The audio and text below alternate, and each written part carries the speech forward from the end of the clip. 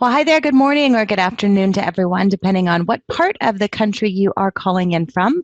My name is Ginger Bell, and I would like to welcome you to our Kickstart Leap Year presentation of investor loans with Finance of America Mortgage. And with me today, I have Kelly Frazee, and I'm going to be introducing her in just a minute. As you're getting logged in today, I'm going to go through a couple of housekeeping items. First of all, you'll be able to see my screen. I am controlling the slide deck, so I'll be moving the slides along today. You can listen either by dialing in or by listening on the speakers on your computer.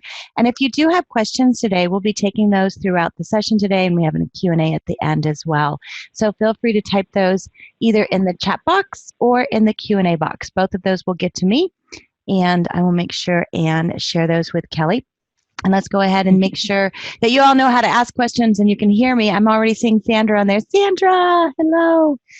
And so I can tell she can hear me. I am going to put the slide deck up just a minute in the chat box. And so, good. Cassie, hello. Good. So you guys can hear me. That's good. We do have one more webinar for February that'll be closing out our webinars we've done for this month. And that is tomorrow. And we are doing a brand new series that I'm starting. It's called Conversations from the Field with Finance of America's Account Executives. And tomorrow I will have Raul with us, and we will be talking about some of the things that he's seeing in the field. So you can always register for our FAM webinars at famuevents.com. And then we do have a handout of today's presentation. I'm posting it in the chat box. You can download it there. I also will be emailing out a link to everyone with the handout and a copy of the recording tomorrow. And then, of course, that's always available at FAMU, which is Finances of America Online University. So with that, let's get started because we have a lot of great information to go through today.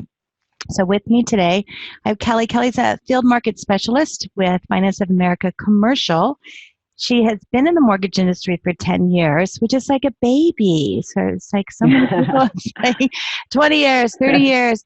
I was talking to Sue Woodard, who works with Total Expert. It's like we stopped counting after 20. It's like, it's just 20. That's just it.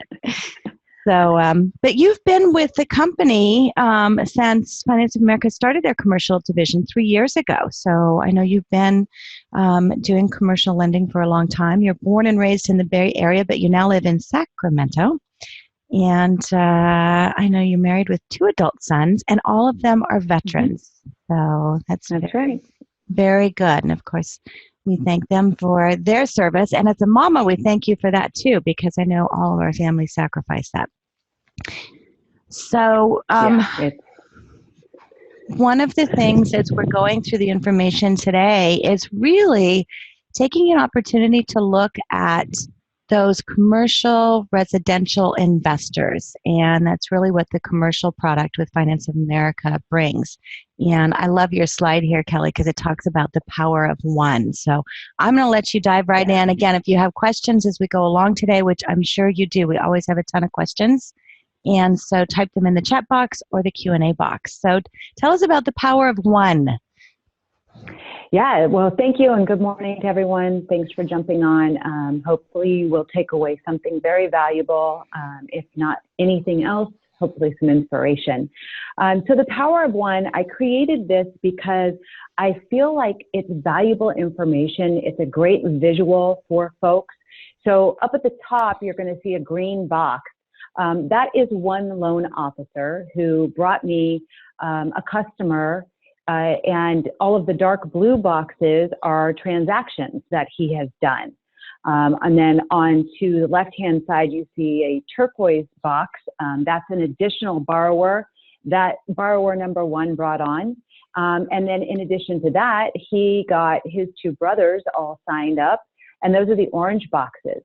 Wow. So what's fantastic about this is that the loan officer gets paid every single time those customers fund a loan. So it's a really nice opportunity for brokers to do multiple transactions and get paid in multiple ways. So for example, one transaction on the very bottom left-hand side, they got approved for a line of credit. They purchased a single family residence. They converted that single family into a duplex. They subdivided the lot into 5 additional lots, refinanced the duplex into a long-term loan. So the loan officer got paid twice on that deal, and then refinanced the lot back onto the line of credit and did new construction, built another duplex and 4 individual townhouses, and then rolled them all into long-term loans. So the loan officer got paid on each, so 2 times on each of those. So a lot of opportunity on that. So just keep in mind that the power of one referral can lead to this, which is pretty fantastic. So these folks right now have 2 portfolio deals, 2 single loans, 4 lines of credit, 31 transactions, and they have an additional 20 in line. In fact, they were my last email before I jumped on this. And you did. You hopped on at the very last minute, so I know you're busy. Yeah. And that's really, I love this visual, because when you look at that, you realize how much just that one person can be. So having the opportunity to go out and have conversations with your borrowers, find out what their plans are, you know, where they want to build their portfolio, talking to your real estate agents and finding out where their clients are and what they want to build in terms of their portfolio. And it gives that opportunity. So let's dive into the programs and really look at what FAM offers. Yeah, so we have really what I like to call 2 sides of the house. We have on the top that exposure limit. You'll also hear us refer to it as a line of credit. And that's short-term financing. And then on the bottom, you see our long-term financing. So diving into exposure limit, short-term financing, we have underneath of the exposure limit, really it's 3 products. So we have fix and flip, new construction, and then we also have a bridge loan that's available. And then under our long-term financing, we have a single rental loan and a portfolio loan. And we'll dive into each of those a little bit further. So today we're gonna just kind of break down the details of each of the programs. We're gonna talk about investors, who they are, where they are, and then of course we'll dive into a little further on the tools for success, that power of one. Perfect. And I know you're starting out with a great example as far as how this works. Yeah, so this is probably the most frequently asked question. How do we determine how someone qualifies for the line of credit? It really comes down to 3 basic criteria: experience, liquidity, and FICO. So for experience, the more experience you have, the better your rate and terms are going to be. Obviously, there's less risk involved. So what we are going to do is go back 5 years from the date of application. So February 2015, we want to know how many properties have you bought, how many properties have you sold, and then we're going to compare the total dollar volume of your investment property transaction history to 10 times your liquid assets. So you can see in the grid that I put an example of a rental a duplex bought in 2015, a rental in 2016, a flip that was sold in 2016, another flip, and then you see down at the bottom, new construction sold in 2014. That falls outside of our 5-year time frame, so they'd get 0 credit for that. So then we're going to add up all of the purchase prices and the sales price. So $392,000 plus $453,000 for a total of $846,000. And then on the far right, you see the liquidity of $75,000. The $75,000 times 10 is $750,000. Their line of credit amount becomes the lesser of the 2. So this individual or entity will have a line of credit amount of $750,000. Then we're going to look at what category do they fall into. So they had 4 qualifying transactions. So on the far left-hand side, you'll see that 3+ experience is going to get them 90% of LTC, which stands for loan to cost. That's going to be acquisition plus rehab or construction, or 75% of loan to value. Okay. And then above that, you'll see if they have no recent experience, then we're going to cap them at 80 and 65, and their max will be $500,000 on the line of credit because it's a little bit riskier. but everybody needs to get started somewhere. So for one loan, they'll be constrained, and then once they get past that one hurdle, they'll go right up to that 90 and 70 in the middle, 1 to 2 experience. Excellent. So I think first you're going to move into what you look for as far as your exposure limit on short-term financing. Yeah, the short-term financing, it's good for multiple transactions like that Power of One slide with options for experienced and beginner investors. I get a lot of requests like, what is the rate? So our best rate is going to be 6.75, and it'll go up from there. To get 6.75, you have to have about a 25 plus experience, about $1 million in the bank in liquid, and a credit score of 720 or greater.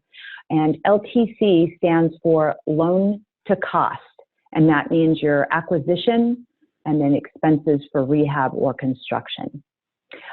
So again, once you get approved for this product, it can be used for fix and flip, new construction, or a bridge loan. All the same terms apply for each of the different products. So your bridge loan terms are not going to be different than your fix and flip terms, all the same. Our maximum loan amount on any one individual property is going to be $2 million. The max line of credit amount is going to be $10 million. If they want a line of credit greater than $1 million, they have to be a legal entity. That can be an LLC or a corporation. There are no seasoning requirements. It can be brand new. The minimum loan amount, which we don't typically run into in California, is $50,000. Our minimum line of credit amount is $500,000. Okay. Very good. And you have a calculation here to really go through the fix and flip. Yeah, this is very valuable, and it helps people to understand how we determine our max loan amount and then the disbursement. So on the left, you can see that our purchase price is $500,000 and our as-is value in this scenario is also $500,000.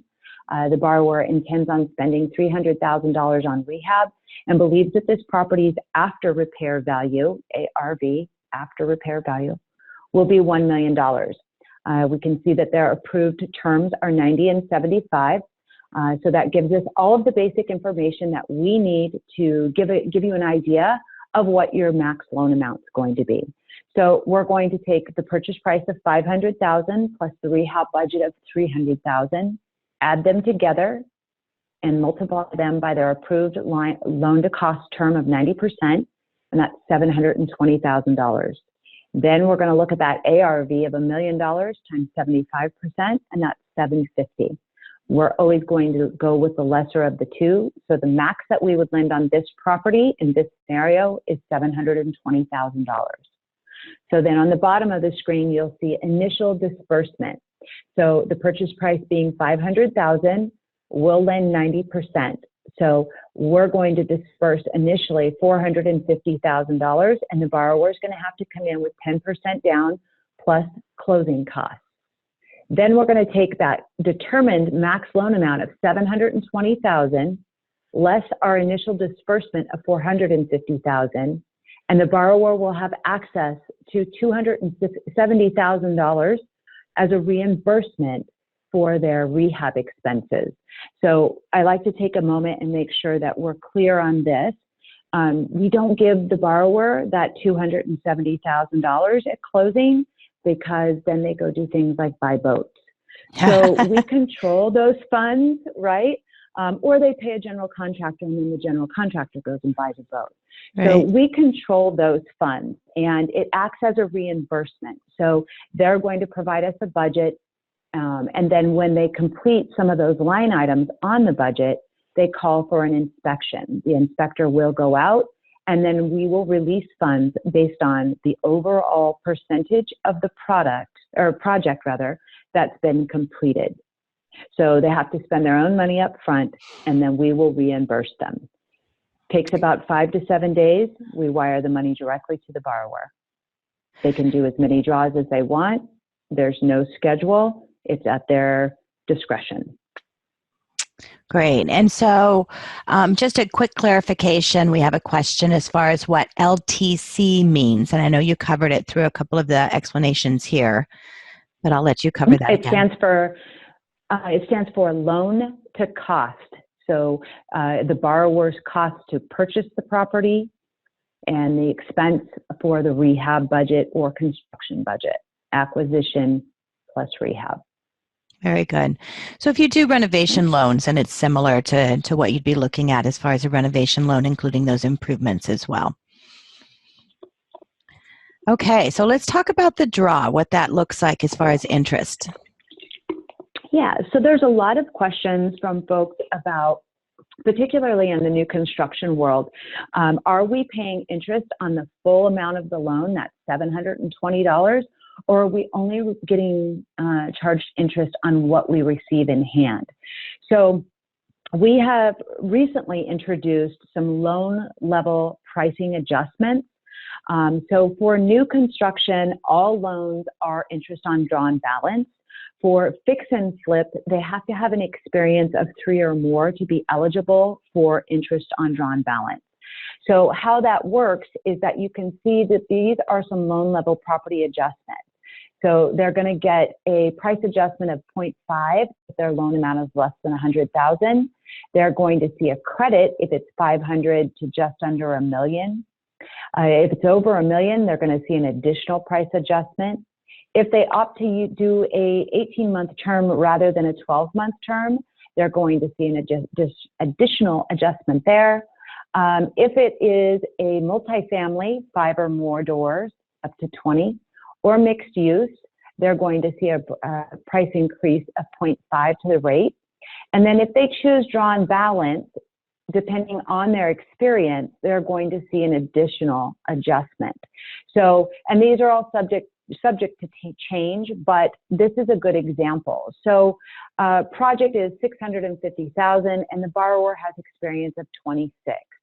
So their base rate is 6.99. That's what's established when they get their line of credit application submitted. They chose a 12-month term.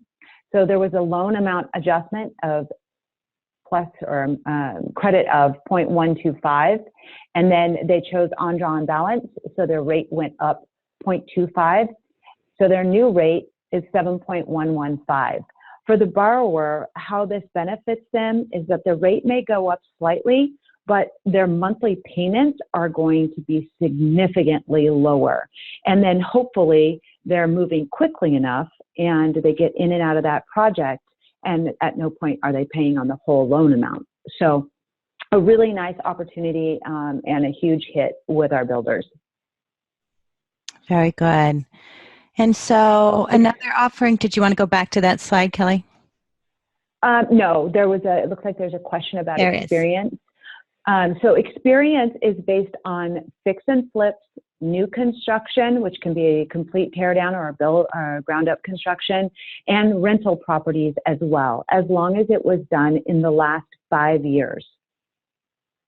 Very good. And can be titled in the borrower's name. And then why don't we can stop here. And actually, I think I'll go back here just so we're showing that, because of a couple of questions. What's the fee for each inspection? $145. Very good. And do you do a title update per draw? No. And then if the borrower has to fund the cost of the contractor, then get reimbursed, that means then they need to have access to the funds, right? They have to have that $270,000. So we don't lend, we don't lend on soft costs. So we only lend on hard costs. So we would not lend on the builder's fee. So that is a very important distinction. So soft costs include things like permits, plans, specs, utility connection fees, architectural drawings, builder's fee, those types of things. So right now, today, we don't lend on those. I'm hoping March 1st-ish, we're going to have a new program where we will lend on soft costs. So I don't have any marketing material on it, though, so it's not included in today's presentation, but that will be coming soon. So stay tuned because we'll probably do a webinar on that in Mm-hmm. March, which would be great. Yeah. So I'm going to go to the NMLS number question when we get to that point in the presentation, but we do have a question with an approved LOC. Can you choose a project for 12-month and then a second project with 18-month? Yes, that's right. You can. Each one can be different, which makes this loan level property adjustment very beneficial. Right. And then a question from Kip, does the money have to actually be paid to the contractor up front, or can they bill us? So we will wire the money directly to the borrower. So the borrower can work that out with their contractor. It just depends on how much money the individual borrower has in the bank. So it might depend on their individual situation. Right. And Paulette has a question, and it's one thing that's important to really look at as far as qualification for this. She's asking for minimum credit score for fix and flip, really any program on commercial. Yeah, 620 across the board. And we use the highest mid score amongst all borrowers. So complete opposite of forward residential mortgage. Right. Okay, and keep your questions coming. I'm going to go ahead and move on, and we're going to talk about new construction. Yeah, so like I mentioned in the beginning, the exposure limit, once you get approved, you can use it for new construction, fix and flip, or a bridge loan. A couple of distinctions about new construction that I encounter quite a bit. Interest on drawn balance only, not on the max loan amount. So that's something that we rolled out and is available on all new construction loans. We do require a general contractor in new construction. On fix and flip, we do not require a general contractor. So that's a big deal. We want the land to be fully entitled and build ready. The entitlement process can really suck up a lot of time. So if you have a 12-month term and it takes you 9 months to get your entitlements done, then you're really pushing it. So we want the land to be ready to go. And then this can be ground up or complete tear down. So one of the most important things to kind of cover on this that's different than fix and flip is how we disperse the money up front. So we calculate the max loan amount just like we do on fix and flip at that 90%, right?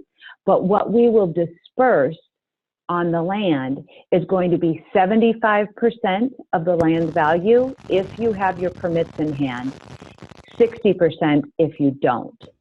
So that will be important. I think our next slide is a math example, and I'll give you 3 different scenarios that I encounter each day. Perfect.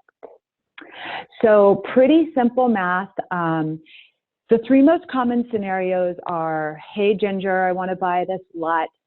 It doesn't have its permits. Second one is, I already own the land. I own it outright. I have my permits.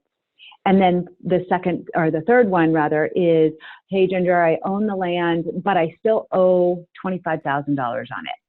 And I have my permits. So I'm ready to go. So this is a great way to kind of understand how this plays out and what the money you get up front. So lot cost is $50,000, construction budget $200,000, and then the ARV of $350,000. So we're going to take our lot cost of 50 plus 200, that's 250, and we're going to go times 90. So this is the calculation part, right? So we're calculating the loan amount at 90%. So 225,000 versus 350,000 times 75%, that's 262,500. So calculated the same as fix and flip, and then we know our loan amount is going to be the lesser of the two. So our max loan amount is 225,000. This is where it gets a little tricky, guys. So hang in there with me. So if you own the land and you own it outright and you have your permits in hand, we're going to take that lot cost of $50,000 times 75%, and we're going to give you $37,500 up front for you to use that money and get construction started. Then we're going to take that max loan amount of $225,000 less the initial disbursement of $37,500, and then you have access to $187,500 in construction funds. Okay, so that's the ideal scenario. Second scenario is I own the land, but I still owe $25,000 and I have my permit. So on that initial disbursement of $37,500, we would pay off the existing lien. We don't allow any subordinates. So then the borrower would have $12,500 in hand to get construction started. So not ideal, but still doable. And then the third scenario, and probably the one I get a lot of, probably the most, is, hey, I want to buy this piece of land. It doesn't have permits. They don't usually have permits unless you're like in Texas. So that initial disbursement is going to be reduced to 60%. So the borrower is going to have to come in with 40% down, and then they'll get no additional funds from us until they've completed some of the line items on their construction budget. So can be done, but it does put the borrower in a little bit tighter situation in terms of capital for the construction. So I'll pause here. I'm sure there's questions. So the questions are actually really about licensing right now on one side. Okay. And we do have, no, Rick has a question. When you say permits, are you talking about for the building or for the land? So the building permits. Right. And this question's not up, but just came to my mind as far as when they have that total holdback, when do they get access to that? Because they have the initial disbursement, and then when do they get access? They have to complete. Yeah, so they're going to provide us a budget up front, which we use to establish that ARV. And that's when we send out the inspector and they document that. So then let's say that they've got the land prepped, they've done their demo and their grading, and they've poured their footings, and now they're out of money. So they can reach out to us, call for an inspection. We're going to send out the inspector. And then we're going to release funds based on the overall percentage of the project completed. So let's say there's lumber on the job site, but it's not up yet. They've done the footings. So we're going to pay them for the footings, for the demo, for the grading. But we're not going to release money for the wood because that wood could grow legs and go off to another job site. So it has to be completed work in order for them to be reimbursed. And do they actually need, contract for that? Do they need invoices for that? How do you determine that? Or is it just truly the inspector coming out and saying, okay, we're good to go on this part? That's right. It's truly the inspector coming out and taking a look at the work. So they don't look for invoices. They don't look for receipts. We're not checking any of that. Okay, perfect. So let's move on to a long-term financing, which I think a lot of people are familiar with, and that's with rental loans. Yeah, so this is probably what mostly closely resembles what you do now today. So two products here, and it's asset-based, single rental, and a portfolio rental loan for landlords. No personal income requirements or verification. So no W-2s, no tax returns, no VOEs. We are strictly looking at the property itself. On our single rental loan, it's going to be an 80% max LTV on a purchase, 75% on a refi. On the portfolio loan, it's going to be a max 75% LTV. So the single rental loan is going to be one property, one loan up to a 4-unit. The portfolio loan has no property count maximum, so it's big blanket loan meant for multiple properties. We are going to require a minimum of 5 rent-producing doors and a minimum loan amount of $500,000. You can cross-collateralize that loan, so you can do a refi and a purchase. You can do a straight purchase. You can do a straight refi. So a lot of opportunities there. And we do offer options for foreign nationals and non-permanent residents on all of our products across the board. No FICO, no social, no I-10 required. So is the FICO required, though, for anyone who is not a foreign national or a non-permanent resident? Yes. Okay. So the only requirement for non-FICO would be those two requirements then. Yes. And then, for those of us who are familiar, obviously, in dealing on the residential side, we're used to single family home, we're used to, a duplex, a triplex, a fourplex. What do you mean when you say 5+ rent producing doors? So that can be a combination of any property types up to a 20-unit multi. So maybe you have a duplex in Burlingame, California, and you want to buy a 10-unit in New York City. So that gets you 12 doors. So you're good to go on that.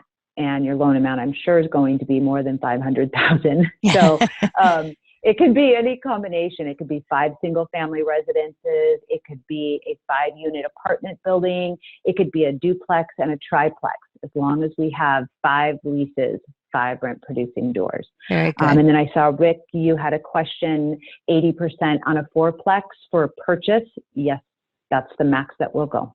Okay.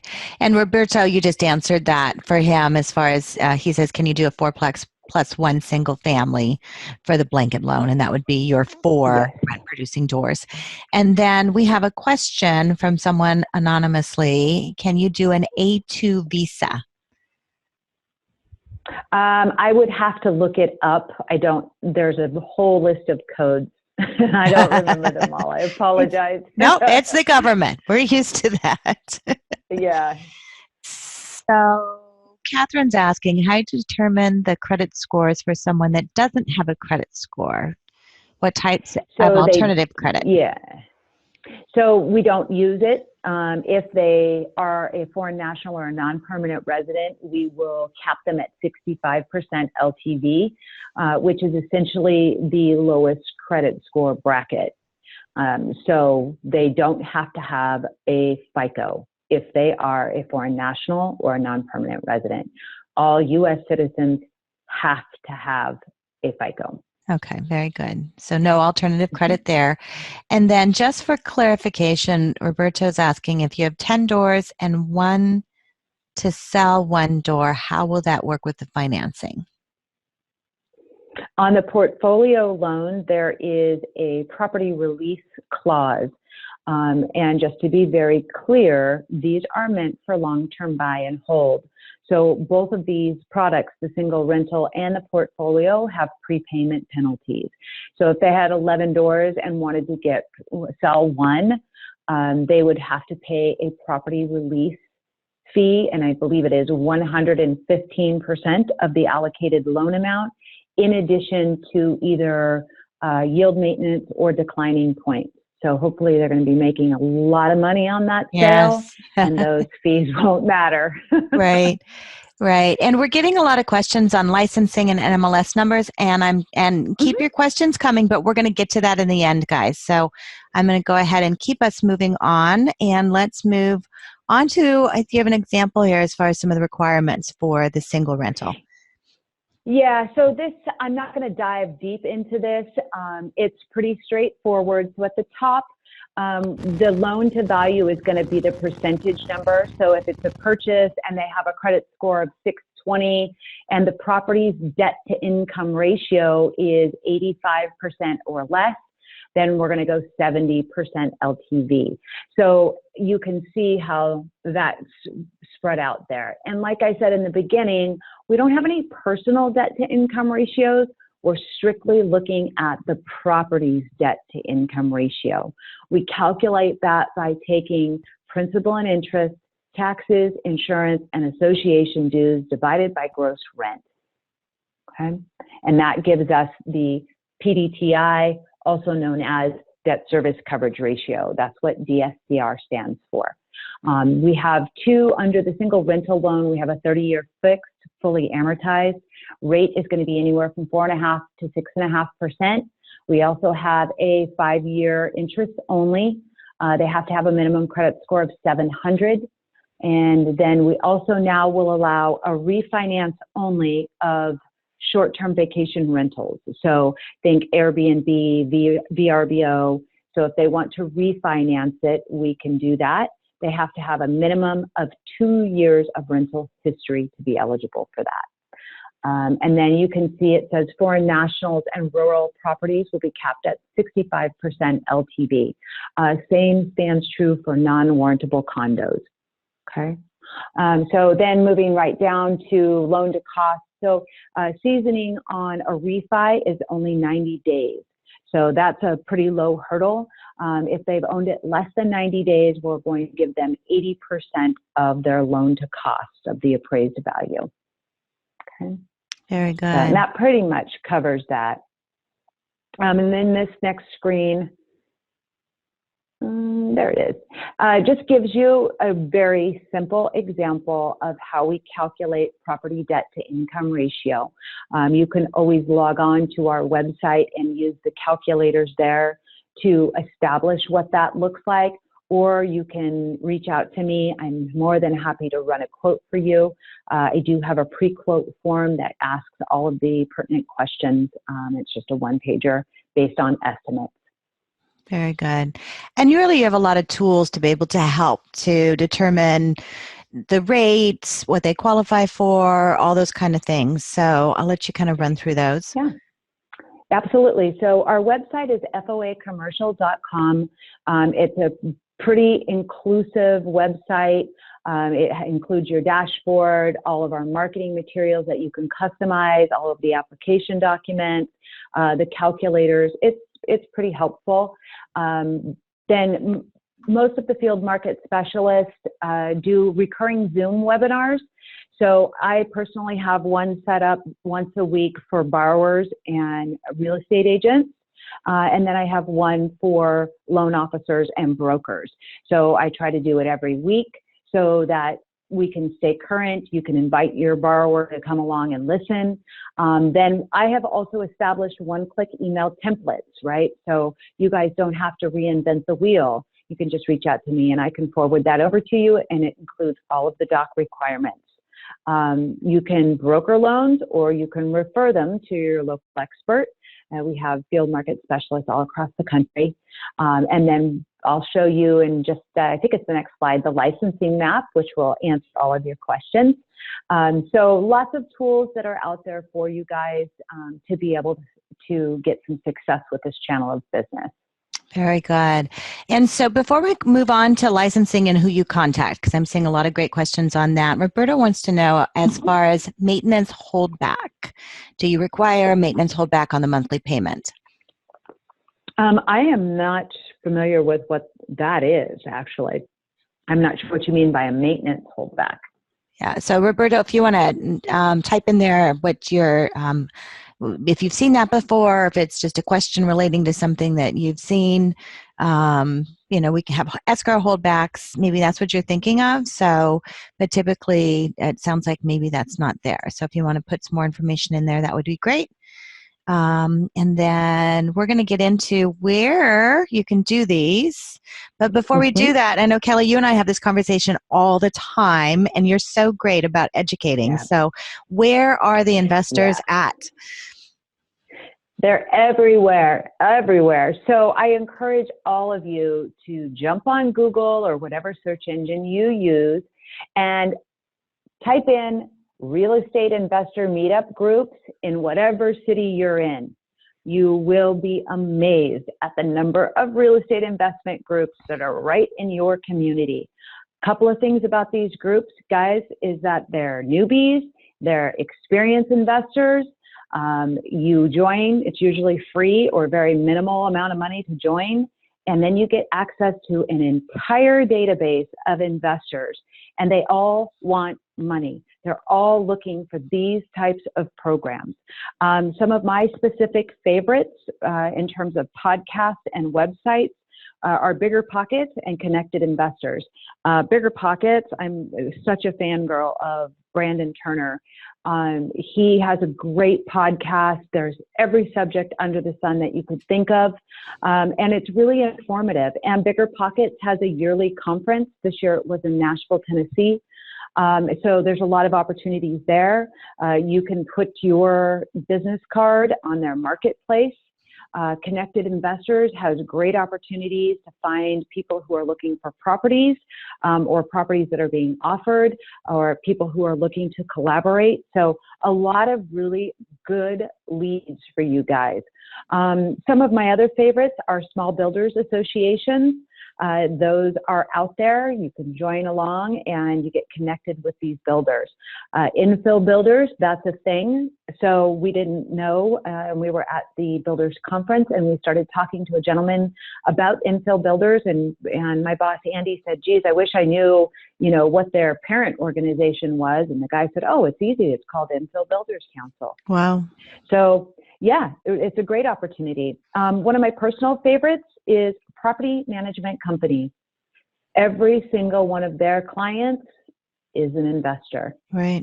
So go make friends with a property management company and, sell away. Some of the other spots that you'll find clusters of investors are going to be military, colleges, and large medical facilities. So think about UC Davis right here in Sacramento, UNR in Reno, Nevada, military bases, Travis Air Force Base, Beale Air Force Base. So a lot of those folks that are there are transient. They're here for a while and moving on. So a lot of opportunities there.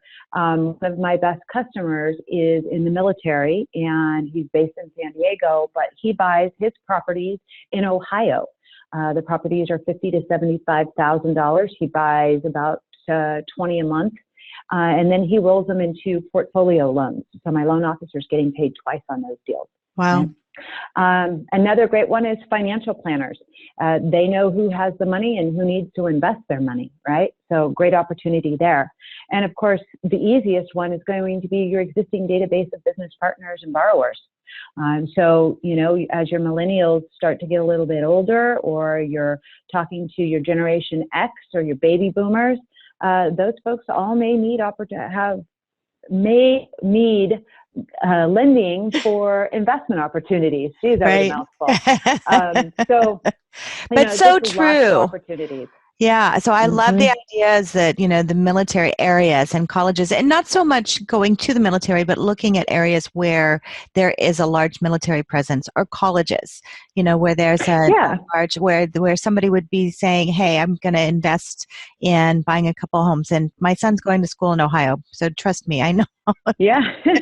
There are opportunities there. So, just taking California, so the governor made ADUs, accessory dwelling units, legal in California and very easy to get your hands on. So the San Diego State University is trying to become a Division I school. In order to do that, they have to increase their attendance.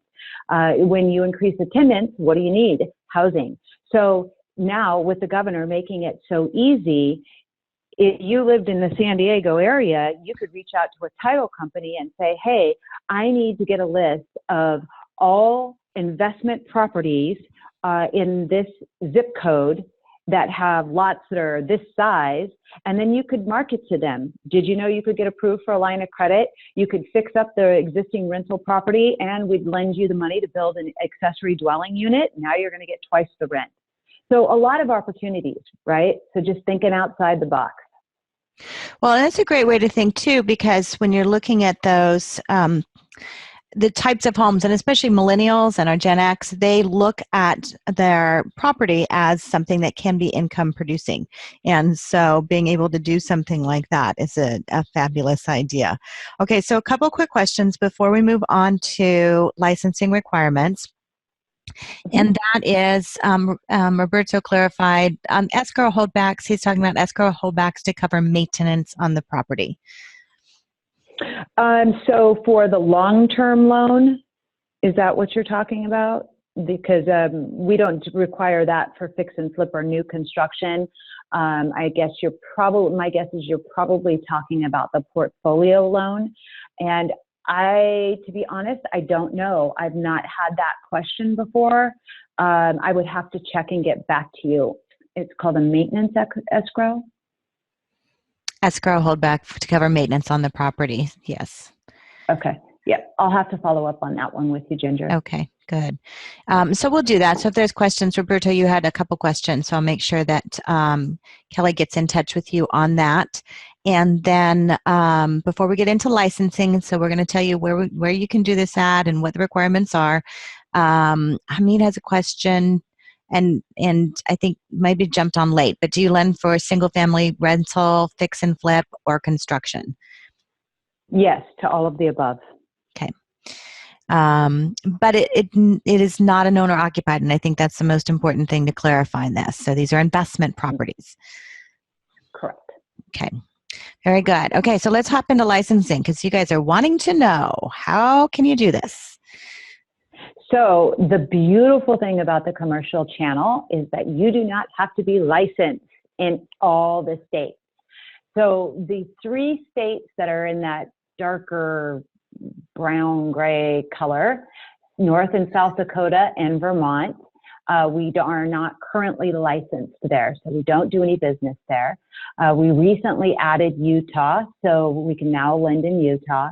So any of the states that are in that orange pumpkin color, your broker shop and the loan officer has to be licensed.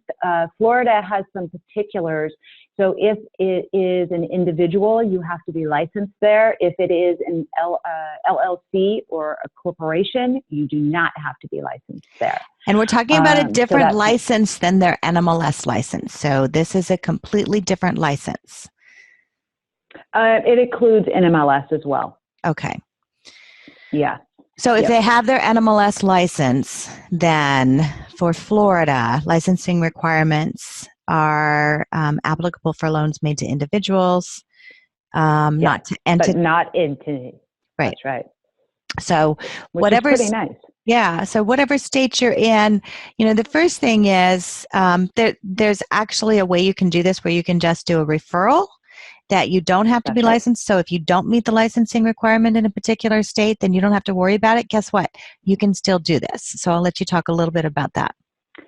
Yeah, that's right. So if a state, let's say you are licensed in California and you have a borrower that lives in California but wants to buy in Idaho, you are required to be licensed there. So you would just simply refer that over to me, and then I would do the deal for you. You can't be involved in the deal, but you still get paid, and you would get paid for a year on any properties. If it was a line of credit, then you'd get paid for a year on any properties that they do.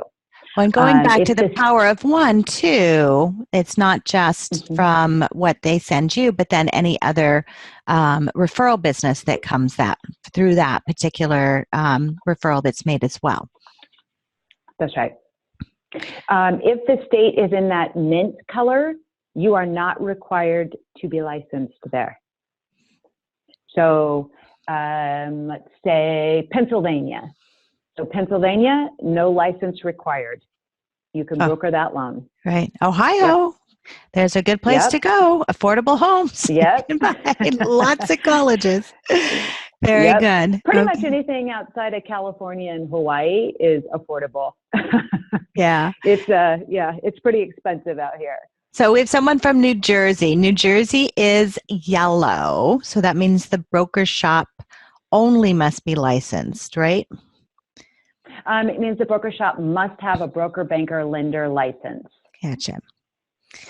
Okay. And if you have additional questions on that, then you can contact your Finance of America account executive and they'll get in touch with Kelly as well. So I'm going to move on. We're going to talk about some of the sales and marketing tools that are available to you. And so we've got, you've got an origination tool. There's the application process, very simple. You have access, and you mentioned this earlier, as far as guidelines and help guides and training tools and customizable flyers that you can go on and you can just drop your logo in there, drop your information in there, take it out today and start marketing it. So there's customizable presentation decks, so you can actually go out and do presentations, just like what Kelly has done today. So So you get to stand in front of the room and talk. If you, obviously I would recommend going through some training, get a little more familiar with it before you do that. But that is something you can do and really stand out. And I know, we were at the REMAX. They have an international conference every year in Las Vegas. Just had it last year. We did a presentation on this particular product, and there were realtors in the room that had huge portfolio clients, and so I know it was a great opportunity to get in front of them, and an incredible power to be able to stand in front of the room and share this information. So grab onto those tools and really get familiar with this. So let's talk about next steps, and we have a question as far as, who do I call with Ideal? Do I call Ginger? Do I call Kelly? Let me tell you, do not call me. I am the wrong person to call, but I can get you pointed in the right direction. But what you need to do is to work with your FAM-AE. So you have a Finance of America account executive. If you don't, you can go to FAM Wholesale, and they will get you connected with someone. And then by working with the FAM-AE, then you can get working with a field market specialist, someone like Kelly, and they'll be able to put you through training. As Kelly said, she does training every week. All of the field market specialists do training. So you don't have to be an expert to get started. You just need to be able to work with the experts. And we do have a variety of resources available. In addition to what our Finance of America commercial division has, we also have a variety of customizable flyers. We have training that's available at FAMU, and you can contact your Finance of America account executive to get set up with your account. It's a free account. I was just in our FAM online university yesterday, and so we have almost 100 courses in there on everything from VA to FHA to commercial to jumbo. So it's a great resource for you to be able to go and watch our previous webinars. We also have other recorded sessions. We have 203K. So if you haven't gone on to the Resource Center under FAMU, then talk to your Finance of America account executive, and you can do that. And so, yes, so the website is for FAMU is www.fam-u.com, and it's also available on the portal as well. So you can access it there. And Kip is asking, are we getting a copy of this recording? Yes, you are. I will send out a copy of the recording along with the presentation. That'll come by email tomorrow. And so if you do have additional questions, then get connected with your Finance of America account executive. And reminder, we do have our webinar tomorrow, Conversations from the Field, and that is with Raul. And we are going to be talking about trends that he's seeing in the industry in his area, some of the ways to leverage the different programs that Finance of America offers. So you can get registered for that webinar at famuevents.com. And Kelly, I want to thank you so much. Wealth of knowledge, Pleasure. so much great information, and your passion about this product always comes through. And so I absolutely love working with you. And for all of you that are on the webinar today, thank you very much. And look for a webinar with updates next month as well. Thanks, everyone. Okay, take care, and we'll see you tomorrow.